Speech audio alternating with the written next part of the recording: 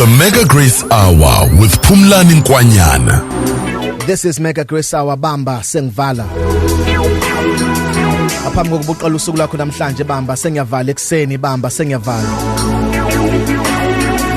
Khona izinto ezimbalwa kumele uzenze ukuze ukwazi ukuthi ube umuntu ongcono kunalokho kade uyikhona izolo. Nezinto ezimbalwa kumele uyiunderstand, uyifunde, uyiqonde. Mawuyibambele lezi zinto uzokwazi ukuthi ube ngcono kunalokho kade uyikhona izolo.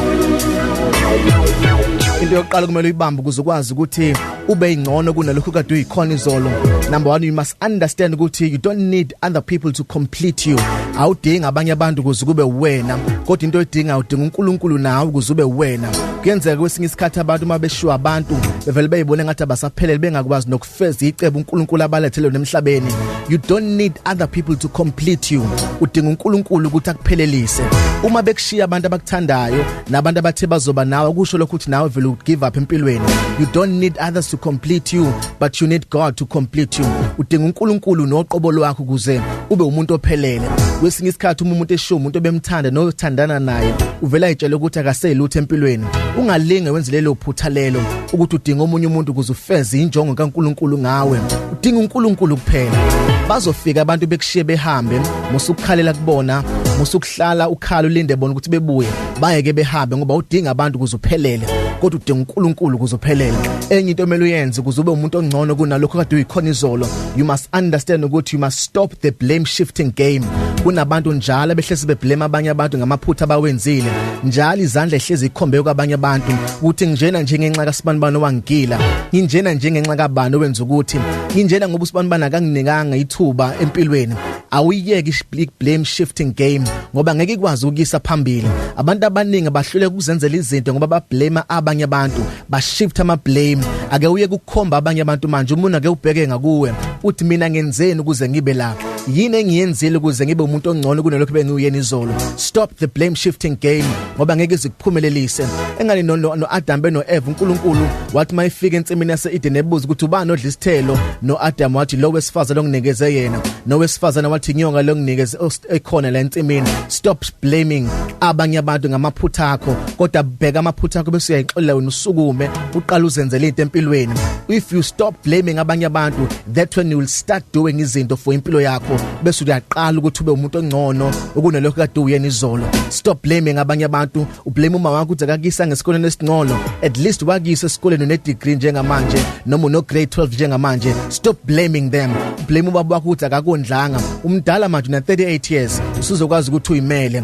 Awuphumelele ublame ukuthi ngenxa ukuthi awunabo abazali uyintandane, ayikho intandane na 40. Stand up njengamanje and stop blaming abanye abantu and start doing izinto ngokwakho.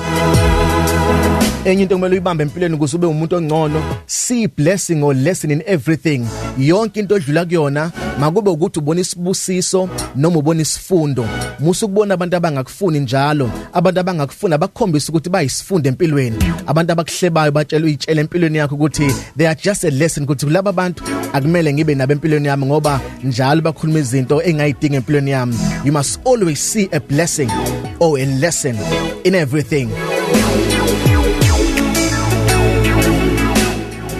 Sengizogoqa futhi okunye kumele ukwazi ukuthi uzoba umuntu ongcono empilweni. You must learn to let go. Khona abanye abantu namanje abasabambele kubudlela nababe nabo ngo2010, kodwa umuntu usewamuva on kudala wazi washada waba nezingane, kodwa namanje usakhumbula uPhumlani lo waya wakushiya. Sukuma manje, learn to let go. Khona abanye abantu nje abafikile empilweni yakho bayi chapter, abasiyona incwadi yonke, badedeleke umi chapter yabisiphelile bedlule.